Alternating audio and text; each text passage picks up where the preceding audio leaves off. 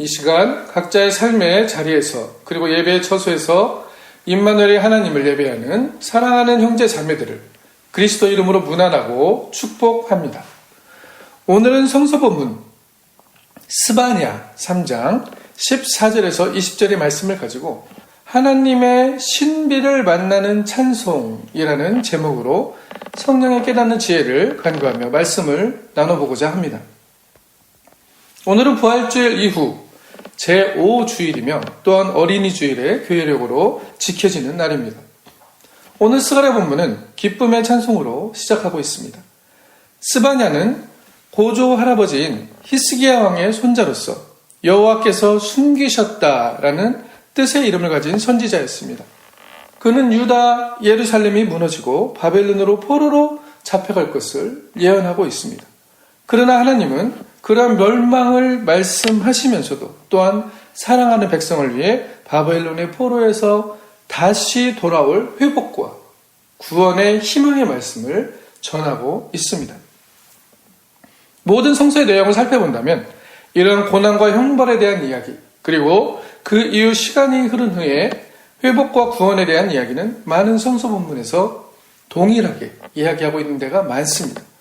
성서 창세기로부터 요한계시록까지라는 거시적인 관점에서 성서를 본다고 해도 하나님께서 자기 백성을 창조하시고 하나님으로부터 떠난 우리를 그리스도를 통해 화해하시고 만나시고 자기의 백성을 구원하시고 회복하시는 이런 새 하늘과 새 땅이 내려오는 이야기는 성경 전체적으로 봐도 맞는 맥락으로 우리가 이해할 수가 있습니다. 오늘 스바냐 3장의 성서 본문도 이러한 맥락에서 진노와 심판, 회개 그리고 권고를 말씀하시는 하나님의 말씀 후에 하나님은 다시 약속과 회복 그리고 희망의 말씀으로 우리에게 다가오고 있습니다. 우리의 삶의 여정 또한 이러한 여정이라고 할 수 있겠죠. 하나님의 자녀로서 부르심을 받고 하나님의 나라를 위해 걸어가는 우리들의 삶 가운데서도 언제나 우리의 삶에는 결정과 결단이라는 과정들이 뒤따르고 있다는 것입니다. 그리고 그 결정의 순간순간들을 우리가 어떻게 이루어가는지에 따라서 우리의 삶에는 그리스도의 사랑과 평화가 라는 열매가 드러나기도 하며 때론 전혀 그렇지 않은 삶의 결과들을 가져오기도 됩니다. 항상 이 결단 안에서 갈등과 긴장을 가지고 그리스도의 삶을 그리스도의 길을 따라가는 그 길은 그리스도 십자가를 지신 것처럼 내가 때로는 십자가를 지고 따라갈 수밖에 없는 그런 모습의 길들도 있다는 것이죠. 때로는 형통함과 기쁨의 복으로 그 길을 가기도 합니다. 하지만 때로는 나의 목적과 나의 욕심들을 덜어내면서까지 고통스럽게 가야 되는 길도 되어질 수 있음을 이 두 가지 길이 공존하고 있음을 우리 삶에 우리는 모두 다 알고 있습니다. 이 길을 걸어가는 순례자의 길 위에서 우리는 어떠한 상황 안에서도 내가 형통하고 기쁜 상황 안에서도 내가 나를 덜어내고 또 내 모습들이 부족한 나의 모습들이 드러나는 그런 상황 안에서도 우리는 하나님의 희망의 말씀, 우리에게 다가오는 하나님의 희망의 말씀을 의지하여 우리의 삶의 길을 걸어가야 한다는 것을 오늘 성서 본문도 말씀해주고 있다는 것이죠. 하나님이 그 말씀하신 회복의 약속을 바라보며 그리스도와 함께 주님이 가신 그 길을 우리도 걸어간다는 것입니다. 그 길 위에서 우리에게 다가오는 말씀은 바로 스바냐에게 들려주셨던 이 찬송의 말씀입니다. 찬송을 통하여 스바냐는 하나님을 만나고 있습니다. 회복하시고 창조하시는 하나님의 말씀을 듣고 있습니다. 오늘 우리도 하나님의 말씀을 통하여 하나님의 신비를 만나는 찬송의 의미를 발견해 보기를 원합니다. 그래야 삶의 새로운 회복과 희망의 소리를 들으며 진심으로 항상 기뻐하는 삶을 살아가는 우리가 되기 위한 하나님의 지혜와 은혜의 소리를 듣기를 원합니다. 오늘 본문 3장 14절, 스바냐 3장 14절에서 16절을 다시 한번 읽어보도록 하겠습니다. 시온에 따라 노래할지어다. 이스라엘아 기쁘게 부를지어다. 예루살렘 따라 전심으로 기뻐하며 즐거워할지어다. 여호와가 내 형벌을 제거하셨고 내 원수들을 쫓아냈으며 이스라엘 왕 여호와가 내 가운데 계시니 내가 다시는 화를 당할까 두려워하지 아니할 것이라. 그날에 사람이 예루살렘에 이르기를 두려워하지 말라. 시온아 내 손을 늘어뜨리지 말라. 아멘. 분명 이 말씀을 잘못 이해하면 더 이상 화가 없고 더 이상 어떤 고통이 없을 거라는 말씀으로 이해할 수가 있습니다. 하지만 이 성서본문이 이야기하는 게 무엇입니까? 하나님이 우리 가운데 계시니 내가 화를 당할까 두려워하지 아니할 것이라. 두려움에 대해서 이야기하고 있습니다. 어떠한 상황이 와도 우리가 형통하고 기쁠 때는 누구나 감사하고 기뻐할 수 있습니다. 하지만 어려움과 고통의 상황에서 어떻게 하나님을 신앙하는가라는 것이 바로 신앙의 사실은 의미들을 우리가 캐내어내는 것들이죠. 그런 의미에서 볼 때 하나님은 내가 너희 가운데 있으니 화를 당할까 두려워하지 말라라고 말씀하는 것입니다. 두려워하지 말라, 손을 늘어뜨리지 말라라고 말씀하시는 근거는 하나님이 가운데 계시다는 것입니다. 그것을 발견하지 못했기 때문에 우리가 실망하고 좌절하고 고통한다는 것이죠. 상황에 좌우된다는 것입니다. 바벨론의 포로 생활에 지쳐있던 이스라엘에게 하나님은 분명 회복과 죄사함을 말씀하십니다. 이 말씀은 포로 생활에 있는 그 포로된 자들에게 들려진 말씀이었습니다. 하나님이 형벌을 제거하시고 원수를 쫓아내시고 두려워하지 말라고 말씀하고 있습니다. 그리고 혹여나 그것이 제거되지 않더라도 두려워하지 말라고 말씀하시는 것이죠. 그들은 자신이 죄를 벌하여 형벌을 받는 그 순간에 하나님이 같이 하지 않는다고 생각하였을 것입니다. 하나님이 나를 떠났기 때문에 나에게 이런 일이 있을 거라고 생각하는 것이죠. 하지만 하나님은 오늘도 말씀하고 계십니다. 우리가 죄인 되었을 때 우리를 위해 간구하시는 하나님이심을 오늘 본문에서도 보여주신다는 것이죠. 그들이 형벌을 받고 있는 시간이었습니다. 바벨론의 포로된 시간에 하나님이 이 말씀으로 다가오셨던 것이죠. 그리고 뭐라고 말씀하십니까? 두려워하지 말고 손을 떨어뜨리지 말라. 화를 당할까? 내 생각으로 계획해서 기대해서 미리 예측해서 화를 당할까? 두려워하지 말라는 것입니다. 하나님이 함께 하심으로 이것이 가능하다는 것을 말씀하고 있다는 것이죠. 우리가 단지 보지 못하고 알지 못하였을 뿐입니다. 그 알지 못함을 하나님은 오늘 우리 말씀을 통해서 다시 들려주고 계시는 거죠. 내 삶에 일어나는 고통과 두려움 가운데 인간은 그 상황이 변해서 구원되기를 바라는 게 당연합니다. 이것이 바로 하나님을 갈망하게 되는 계기로 작동하기도 합니다. 그런데 동시에 하나님은 이미 그리고 항상 우리 자신이 우리 자신과 함께 우리 가운데 계시면서 우리를 만나기를 원하고 계셨다는 것을 우리는 잊어버리면 안 된다는 것이죠.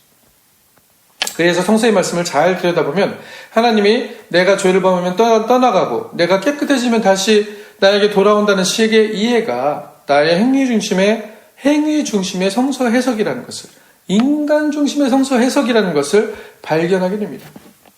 하나님은 언제나 우리와 함께 계셨습니다. 이사야 55장 6절에서 8절 말씀을 한번 읽어보도록 하겠습니다.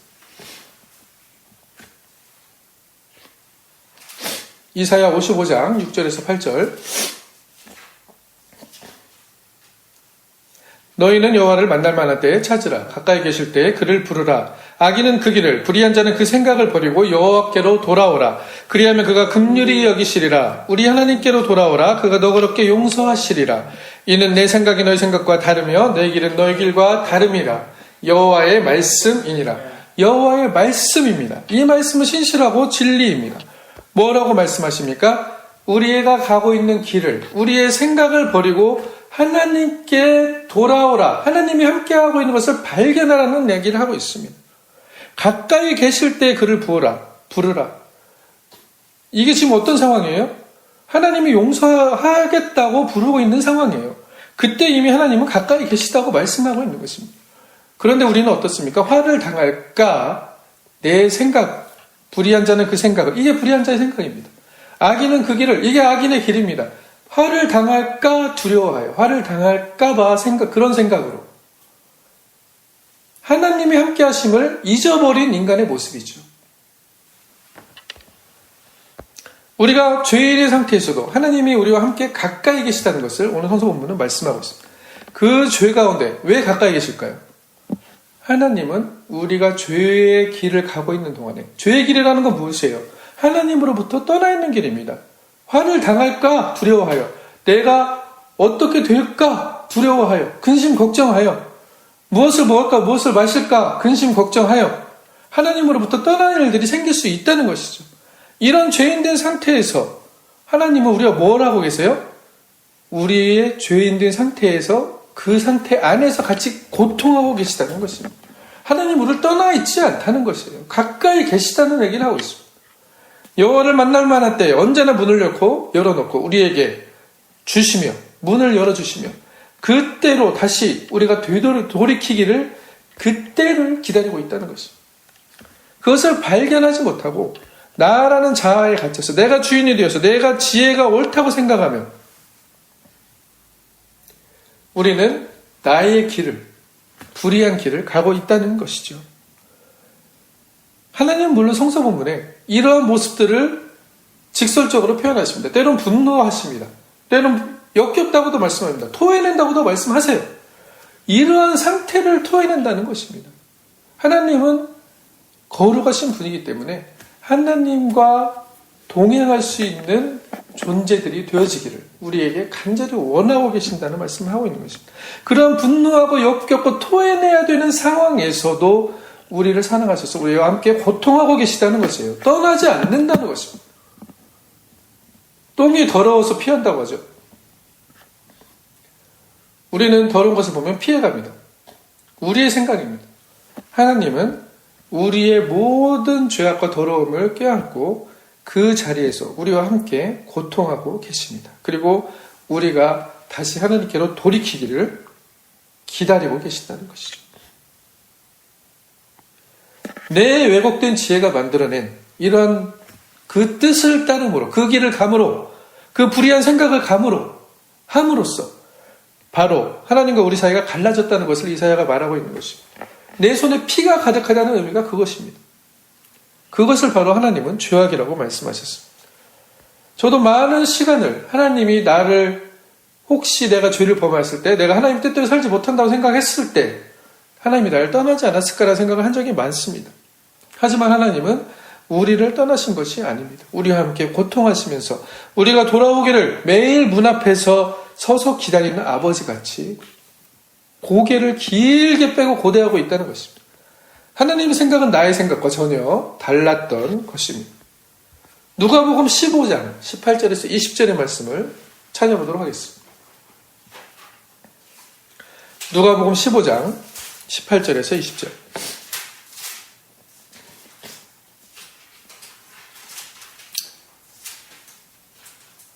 내가 일어나 아버지께 가서 이르기를 아버지 내가 하늘과 아버지께 죄를 지었사오니 지금부터는 아버지 아들이라 일컬음을 감당치 못하겠나이다. 나를 품꾼의 하나로 보소서 하리라 하고 이에 일어나서 아버지께로 돌아가니라. 아직도 거리가 먼데 아버지가 그를 보고 측은히 여겨 달려가 목을 안고 입을 맞추니. 아멘. 아직도 거리가 먼데 어떻게 집 나간 자식을 알아볼 수가 있을까요? 분명 아버지는 아들이 언젠간 돌아올지 모른다는 것을 기대하며 저 문 밖을 살피며 기다리고 있었던 것입니다. 이것이 바로 하나님 아버지의 마음인 것입니다.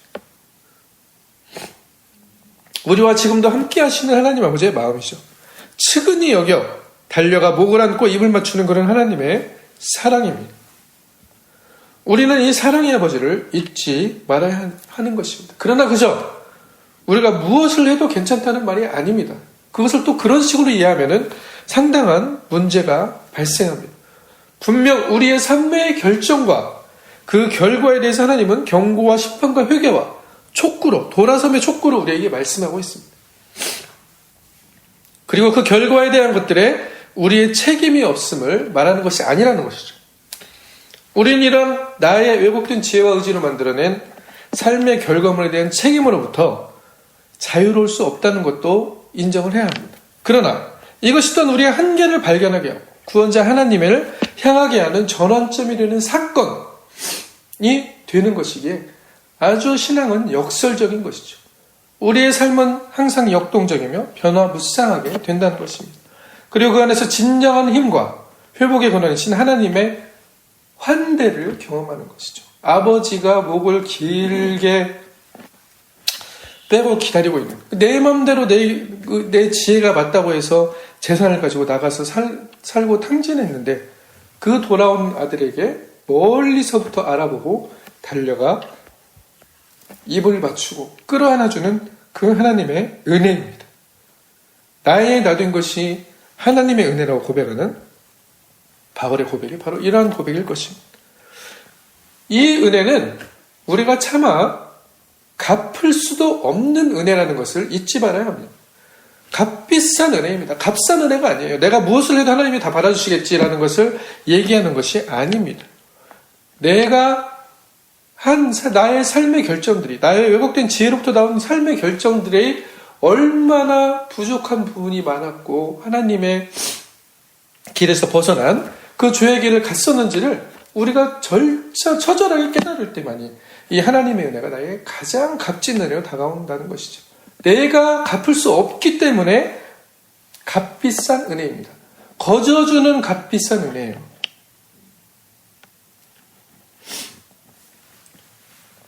하나님을 아버지로 부르며 구원자의 회복과 새로운 창조를 우리는 간구할 수 있는 하나님의 자녀가 되는 것이죠.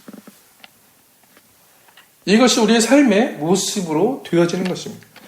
가다가다 안 되어서야 비로소 우리는 이제 내가 할 수 없는 한계를 넘어서는구나. 한계 상황에 부딪히는구나. 내가 다 할 수 있을 것 같은데, 내 생각이 내 지혜가 최고의 것 같은데 그렇지 않구나라는 벽에 부딪혀 보아야 비로소 우리는 하나님께 시선을 돌릴 수밖에 없는 그런 지극히 자기중심적인 지혜를 소유한 존재자들이라는 것을 우리는 발견한다는 것입니다. 이것이 나를 비하하는 것일까요? 내 존재감을 없애는 것일까요? 전혀 그렇지 않습니다. 오히려 하나님으로부터 오는 그 놀라운 자존감을, 거룩한 존재감을 상속받는 놀라운 은혜를 받는다는 것이죠. 이러한 말씀을 들으면서 불편하고 내가 비하되는 것 같은 느낌을 받는다는 것은 이미 아직도 내 지혜가, 내 왜곡된 지혜가 상당히 중요하다고 생각하는 관점에 서 있기 때문이라는 것이, 그런 가능성이 많을 것을 우리는 발견해야 합니다. 우리가 매 순간 변화하고 하나님을 구원자로 인정하며 하나님이 나를 위해 결단하기를 하나님이 이렇게 원하십니다. 한 번이 아니라 매 순간입니다. 그 순간은 바로 영원한 것이 나중에 되는 것이겠죠. 그래서 스바냐는 오늘 우리에게 이렇게 말씀합니다. 찬송하여라, 노래하여라, 시온에 따라 노래하라, 전심으로 노래하여라 라고 얘기하는 것입니다. 손을 늘어뜨리지 말라. 그렇게 바벨론에 포로된 현실이 그러나 변했을까요? 그 당시에 변하지 않았습니다. 그러나 그들에게는 하나님의 말씀이 들려지고 있었습니다. 중요한 부분입니다. 하나님의 말씀이 들려지고 있었습니다. 그 말씀이 바로 그들에게 회복과 희망을 약속하며 찬송으로 변하게 하였다는 것이죠. 이렇게 하나님의 소리가 인간의 응답하는 소리를 만들어내게 하며 그것이 바로 찬송이 되어지는 것입니다. 시온의 딸들아 노래할지어다. 이스라엘아 기쁘게 부를지어다. 예루살렘 딸아 전심으로 기뻐하며 즐거워할지어다. 이러한 것들이 왜 나오느냐는 것이죠. 우리가 하나님의 말씀을 듣고 그 말씀에 응답하여 내 삶을 그렇게 살기로 살아가는 걸로, 내 나를 돌이키며 하나님의 말씀에 응답할 때 나오는 찬송입니다. 화를 당할까 두려워하지 않는다는 것이죠. 화를 당할까? 왜 두려워하지 않습니까? 하나님 함께 하심을 보았기 때문에. 보이지 않지만 보았다는 것입니다. 들렸습니다. 하나님의 음성이 들렸습니다. 내가 너희와 함께 한다고 들려지고 있습니다. 우리의 숨 가운데서 숨쉬고 계십니다. 여러분이 숨쉬고 있지 않습니까? 그 숨이 바로 하나님이 불어넣어 주신 숨입니다. 이처럼 찬송은 하나님의 말씀을 의지하여 울리는 인간의 소리입니다. 그리고 이 소리는 바로 하나님의 말씀, 하나님의 소리를 통해 드러나는 희망과 회복을 우리는 신뢰하며, 그 말씀을 신뢰하며, 그 소리를 신뢰하며 나오는 신앙의 응답의 소리입니다. 하나님의 말씀의 메아리라고도 할 수 있겠죠. 이 찬송은 이러한 의미를 가진다는 것입니다. 하나님이 나에게 좋은 것을 주셨기 때문에 내가 찬송한다는 의미가 아닙니다.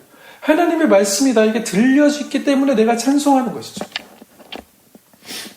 하나님이 함께 하신 걸 보이기 때문에 내가 찬송하는 것입니다. 때문에도 아니죠. 그냥 하나님이 함께 하시고 있는 것을 보는 것으로 찬송하는 것입니다. 어떤 이유나 목적이 없다는 것입니다. 곧 우리와 만나기 위해 하나님이 직접 우리 죄를 사하시고 우리를 회복하시고 우리에게 말씀을 들려주시고 우리를 통해서 그 응답으로 찬송하게 한다는 것입니다. 시온의 딸들아 기뻐하라, 찬송하라 라고 얘기하고 있지 않습니까? 보이지 않는 하나님이 우리에게 보여지는 것이 아닙니다. 하나님을 볼 수 있다라고 생각하시는 것은 커다란 오해입니다. 성서는 하나님을 본 자는 죽을 것이라고 증거하고 있습니다. 우리 인간의 신체적인 눈으로 하나님을 볼 수 없음을 분명히 말씀하고 있습니다. 출애굽기 33장에 봐도 18절에서 20절 말씀을 보시면 뭐라고 나옵니까? 출애굽기 33장 18절 20절 한번 찾아보실까요? 모세가 이르되 원하건대 주의 영광을 내게 보이소서. 여호와께서 이르시되 내가 내 모든 선한 것을 내 앞으로 지나가게 하고 여호와의 이름을 내 앞에 선포하리라. 나는 은혜 베풀 자에게 은혜를 베풀고 긍휼히 여길 자에게 긍휼을 베푸느니라. 또 이르시되 내가 내 얼굴을 보지 못하리니 나를 보고 살 자가 없음이니라. 요한일서 4장 12절에도 같은 말씀으로 나와 있습니다. 어느 때나 하나님을 본 사람이 없으되 만일 우리가 서로 사랑하면 하나님이 우리 안에 거하시고 그 사랑이 우리 안에 온전히 이루어지느니라. 아멘. 하나님을 만난다고 하는 것은 하나님을 우리가 신체적인 눈으로 보는 것을 말하지 않습니다. 바로 하나님의 말씀이 다가오는 것, 하나님의 음성이 들려지는 것을 듣게 된다는 것이죠. 이것이 하나님을 만난다는 것의 의미입니다. 하나님의 신비를 만난다는 것의 의미입니다. 카이마르트는 이것을 선포된 말씀으로서 설교라고도 얘기합니다. 기록된 말씀으로서 성서라고 얘기합니다. 계시되어진 말씀으로서 예수 그리스도를 이야기했습니다. 말씀이 우리에게 오늘 또 이렇게 매일 다가오고 있다는 것을 이야기합니다. 성서의 많은 신앙의 선배들이 이 다가오는 말씀, 하나님의 음성을 들었습니다. 아담으로부터 시작하여 아담아 내가 어디 있느냐? 아브라함에게 하나님은 음성으로 들려주셨죠. 야곱과 이삭, 모세, 뒤에 사무엘, 하나님이 부르시는데도 누가 부른지 몰랐습니다. 다윗, 수많은 선지자들, 그들이 하나님의 음성을 들었습니다. 하나님의 소리를 들은 것이죠. 모세에게도 모세야 모세야 하나님께서 부르셨죠. 떨기나무 가운데서. 누가복음의 베드로는 하나님의 음성을 들었습니다. 그들이 말할 즈음에 변화산에서 구름이 그를 덮고 구름 속으로 들어갈 때 그들이 무서워할 때 구름 속에서 소리가 나서 이르되 이는 나의 아들 곧 택함 받은 자니 너는 그의 말을 들으라 라고 누가복음 9장 34절에 35절에도 말씀하고 있죠. 이렇게 하나님의 거룩함을 경험한다는 것, 하나님을 만난다는 것은 하나님의 소리, 하나님의 말씀을 듣는 것입니다. 어쩌면 하나님의 발성을 듣는 것이죠. 인간은 하나님의 다가오는 말씀의 소리를 들음으로 하나님과 만날 수 있는 기회를 얻는 것입니다. 하나님의 말씀에 대한 응답은 오늘 본문과 같이 응답으로서 메아리로서 우리는 다시 인간의 소리를 내게 됩니다. 하나님을 찬송하는 가운데 하나님과 인간은 더 깊은 가운데 교제로 들어가게 되는 것이죠. 이미 항상 죄 가운데 있던 우리의 왜곡된 지혜로 살아가면서 하나님의 지혜보다 낫다고 생각하며 결정하고 살아갔던 모든 일들, 그 안에 함께하고 계셨던 하나님을, 그 안에서도 함께 하시면서 고통하고 계셨던 하나님을 발견한다는 것입니다. 그 찬송하는 자들에게 하나님은 하나님의 영의 새로운 능력과 힘을 전해주십니다. 삶을 살아가는 것이 더 이상 내가 보고 내가 판단하고 내가 어떻게 될까 두려워하여 걱정하는 그러한 삶이 아니라는 것이죠. 그런 것 때문에 흔들리고 좌우되는 것이 아니라는 것입니다. 찬송하는 사람들, 하나님의 말씀을 듣고 그 말씀에 응답하는 자신의 소리가 하나님의 말씀으로 울려 메아리쳐 나오는 그러한 사람들은 그 말씀을 신뢰하며 하나님이 함께 하심을 신뢰하는 사람들입니다. 하나님으로부터 오는 희망의 힘으로 삶을 살아가는 사람들입니다. 우리가 만나게 우리 죄를 사하시는 하나님, 그분이 바로 우리와 함께 하시는 하나님. 화를 당할까 두려워하는 것에서 하나님이 함께 하심을 보며 그것이 화를 당할까 두려워하는 장소가 되지 않게 하시는 그 하나님, 이 바로 우리의 찬송의 이유가 되는 것이죠. 이런 사람들은 삶에서 하나님의 말씀을 듣고 하나님과 대면하고 있는 사람들이에요. 하나님을 만난 사람들. 그들의 입에는 하나님이 누구신가에 대한 응답이 있습니다. 바로 내가 죄인 되었을 때부터 내가 화를 당할까라고 두려워하는 그 상황에서도 내 지혜로 판단하는 그 모든 상황 가운데서 하나님이 함께하고 계셨던 것을 발견하는 그 놀라운 사건을 통하여서 하나님의 음성을 듣고 찬양하고 신뢰하는 찬송을 드리는 그 찬송이 터져나오는 삶을 살아가는 사람들인 것이죠. 이렇게 삶에서 하나님의 음성을 듣는 것은 내가 주관한 나로부터 벗어날 때 가능합니다. 내 삶의 중심이 더 이상 내가 아니라는 것. 이게 무슨 말일까요? 나를 버려라, 나를 내려놓아라. 말들은 많이 합니다. 근데 이걸 어떻게 우리가 생활에서 해야 되는 겁니까? 무조건 다른 사람들을 이해하고 다른 사람들이 나에게 어떠한 일을 하든지 그것을 그냥 받아들이라는 의미일까요? 나와 이웃의 관계에서 하나님의 나라가 이루어지고 그리스도의 향기가 드러나는 삶으로 결단하며 살게 되는 것이라는 것에 우리가 관심하게 된다는 것을 의미합니다. 그리스도의 삶이 드러나도록 결단한다는 것은 무엇일까요?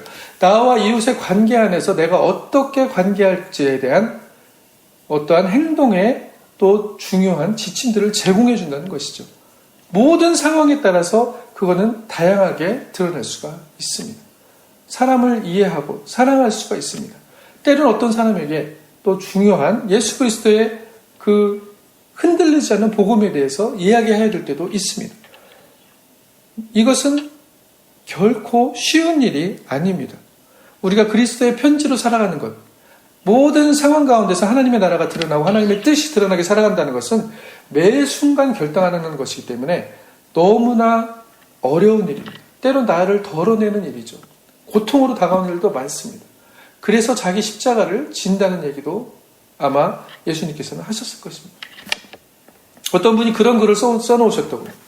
그리스도를 따라 사는 삶에 그리스도를 따라가는 삶, 예수 그리스도로 드러나는 나의 삶, 이런 글들을 보고 너무 많은 압박을 느낀다고 하셨습니다.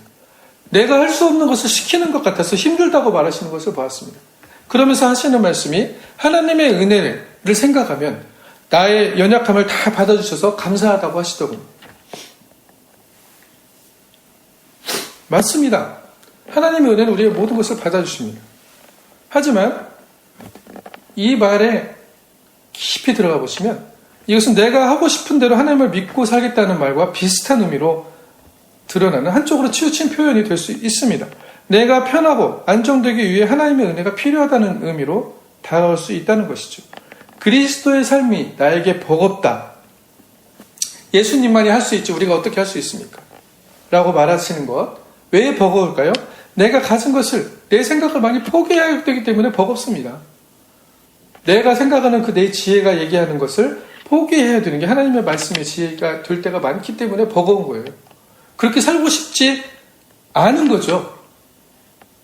내가 가진 것을, 내 생각을 많이 포기해야 되는데 그리스도의 삶은 자기 것에 대한 포기 없이는 이웃과의 관계의 삶에서, 세상과의 관계의 삶에서 화평하게 하는 삶을 살아낼 수 없기 때문에 나의 포기가 요청된다는 것입니다. 근데 그거를 원치 않기 때문에 버거운 것입니다. 결국 내가 하고 싶지 않다는 말이 맞습니다. 내가 중심이 된 것을 그대로 가지고 나를 다 받아주시는 하나님의 은혜에서 편하게 살겠다는 것이죠. 그러면서 하나님의 은혜 아래서 자유를 누린다고 얘기합니다. 그러한 관계는 바로 교회에서 열심히 예배하고 기도하고 찬송하고 봉사하지만 사회에 나가서는 그리스도인인지 아닌지 구분이 가지 않고 오히려 사회의 일반적인 사람들보다도 더 자기중심적으로 자기 것만을 움켜쥐려고 하는, 다른 사람들보다 더 잘 되려고 우위를 점하려고 하는 그런 삶의 모습들로 드러나는 신앙의 고백들입니다. 이것은 하나님의 은혜를 다시 보네퍼가 말하는 것처럼 값싼 은혜로 하나님을 나의 목적과 나의 신분 상승을 위한 수단으로 나를 도와주는 자동 판매기 데우스 엑스 마키나로 만들어버리는 것이죠. 그리스도에게는 분명 고통이 따른다는 것을 우리는 발견해야 합니다. 그 고통과 함께 하나님께서는 분명 우리에게 영광을 주셨습니다. 모든 세상에 가지고 있는 세상의 모든 것 하나님께서 우리에게 주신 것 맞습니다. 하지만 예수 그리스도의 십자가를 우리가 지고 따르는 그 고통, 이웃과의 관계에서, 사회와의 관계에서 그 고통에, 나를 드러내는 고통을 인정하지 않는 하나님의 은혜는 값싼 은혜입니다. 그 고통은 사실 육체적인 고통이라기보다는 나를 포기하는 이웃과의 관계에서 그리스도가 드러나기 위해서 내가 조금 더 포기되어지는 포기의 고통의 길일 것입니다. 하고 싶지 않은 것을 해야 되는 것이죠. 그리고 그러한 사람들이 바로 하나님의 말씀이 우리에게 들려질 때 순종하게 결단하는 사람들입니다. 오해하지 마시기 바랍니다. 무조건 받아들이고 이해하라는 얘기는 아닙니다. 그러나 대부분의 경우가 그렇다는 것입니다. 그리고 삶에서 하나님의 소리에 응답하는 찬송이 우리 입술에서 터져나옵니다. 고통인 것 같은데 그것이 찬송이 되는 것이죠.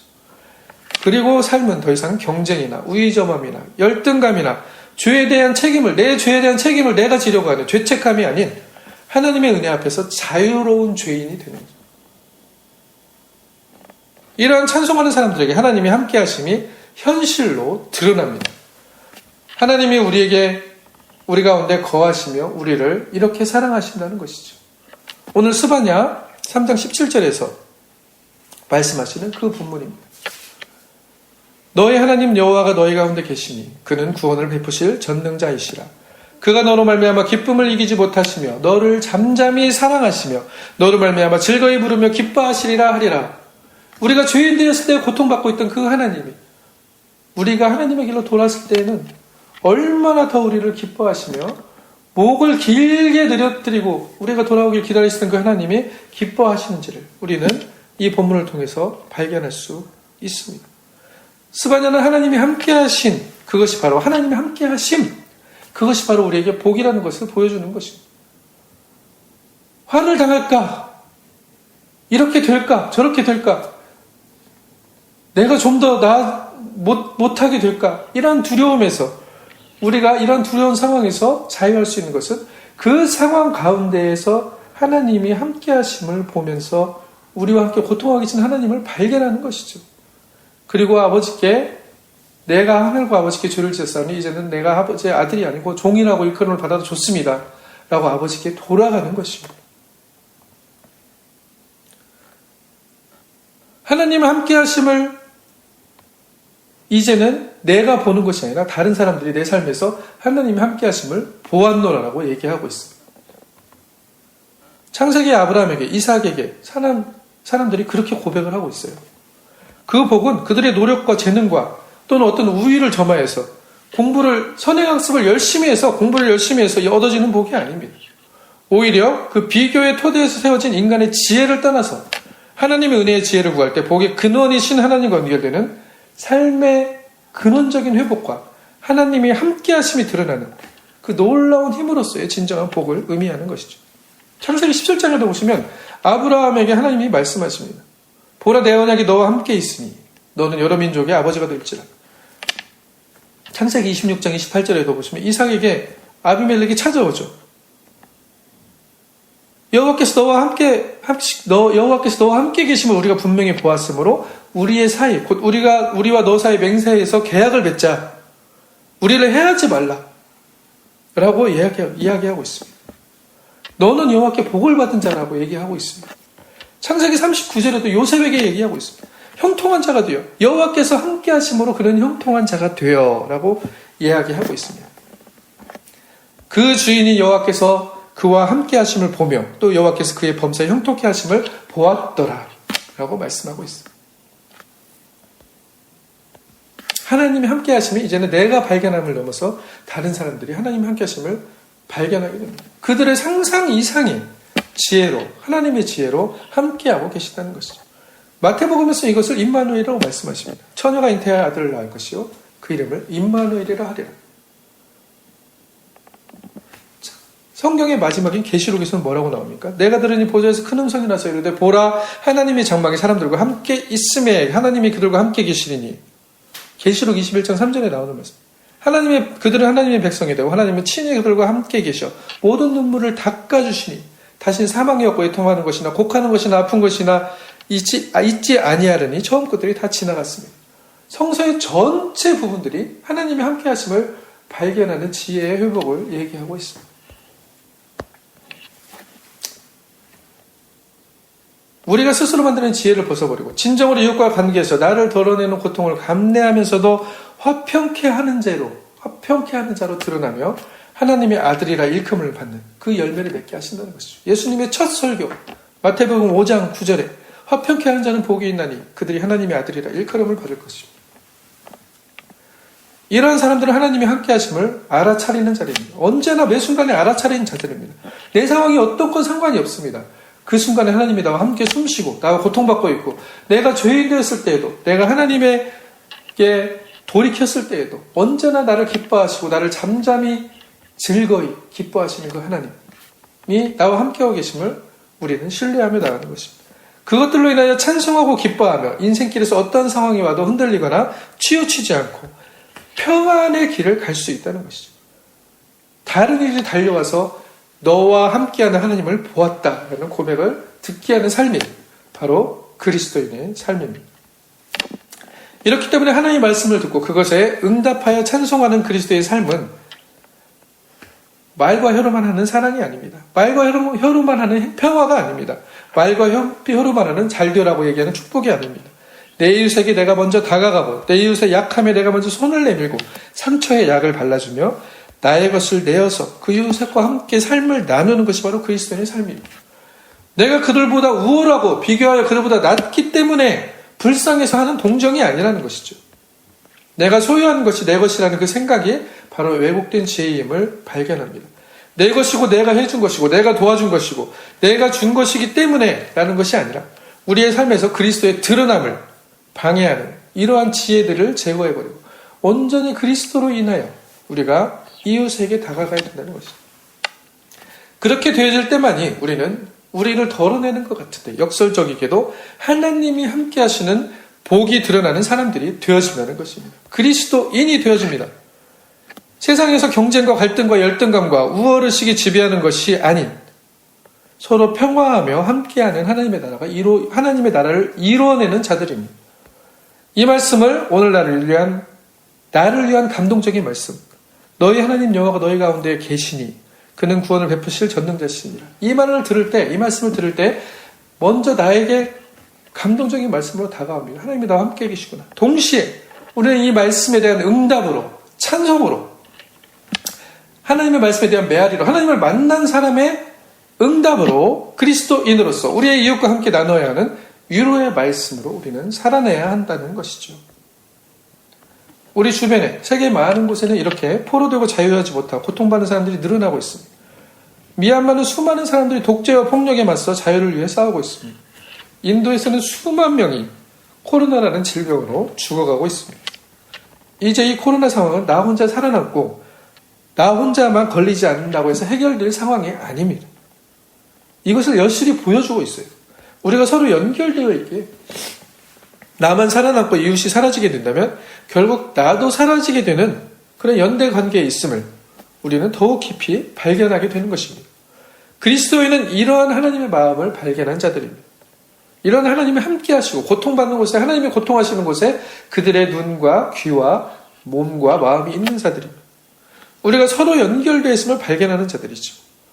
오늘 우리와 함께 하시는 하나님이 바로 우리 고통받는 이웃들과 함께 고통받고 계십니다. 죄인들과 함께 우리가 죄인이라고 생각하고 판단하는 사람들과 함께 고통받으며 그들이 자유하고 평화하기를 원하십니다. 이 말씀이 이제 오늘 우리에게 요청으로 다가옵니다.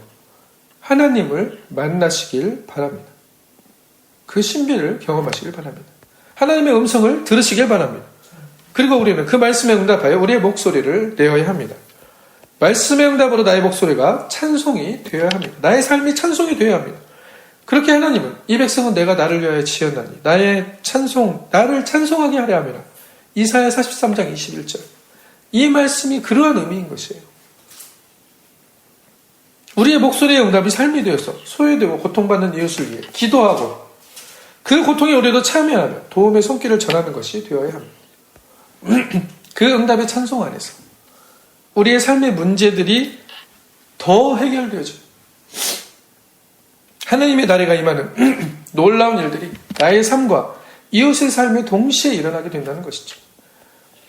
모두가 하나님과 만나는 평화하는 삶을 살게 됩니다.